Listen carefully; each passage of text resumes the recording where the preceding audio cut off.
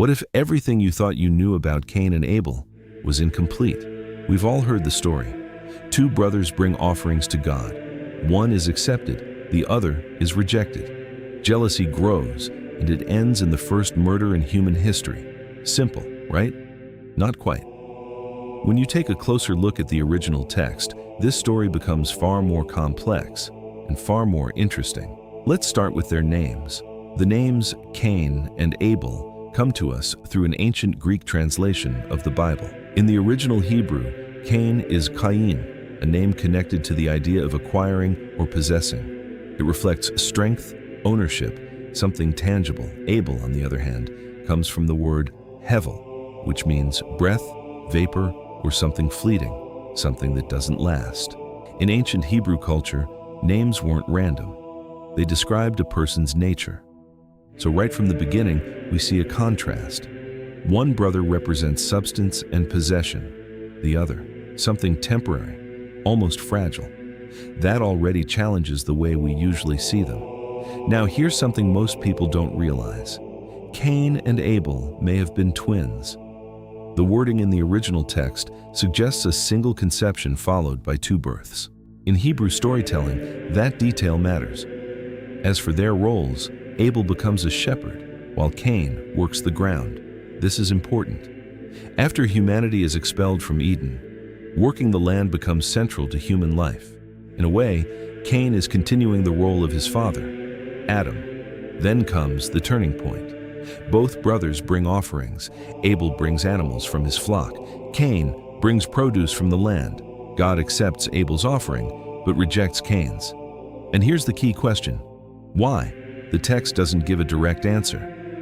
But it strongly suggests that certain instructions already existed, rules about how offerings should be made. Abel follows them. Cain doesn't. God then speaks to Cain, giving him a warning. He tells him that he can still make things right.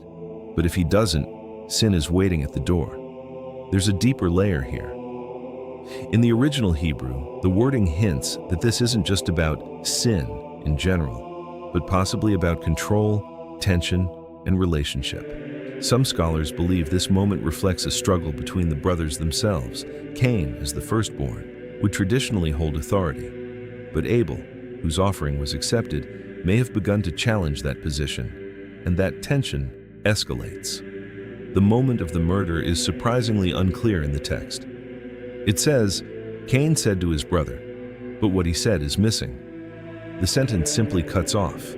Some later versions add, let us go out into the field, but we don't actually know if that was in the original. All we know is this. Once they are in the field, Cain kills Abel. After that, the consequences follow. Cain is cursed. The ground will no longer yield its strength to him, and he is forced to wander, cut off from stability and home. But then something unexpected happens. Cain says, my punishment is greater than I can bear. However, the original Hebrew word can also mean guilt. So instead of complaining, he may actually be expressing remorse, saying, my guilt is too heavy for me. And then, God does something surprising. Instead of destroying Cain, he protects him. God places a mark on Cain, a sign that anyone who harms him will face severe consequences.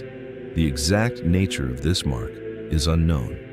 Some interpretations suggest it could have been a symbolic sign, even something like a letter representing protection or a kind of covenant. So what does this story really tell us? It's not just about jealousy or punishment.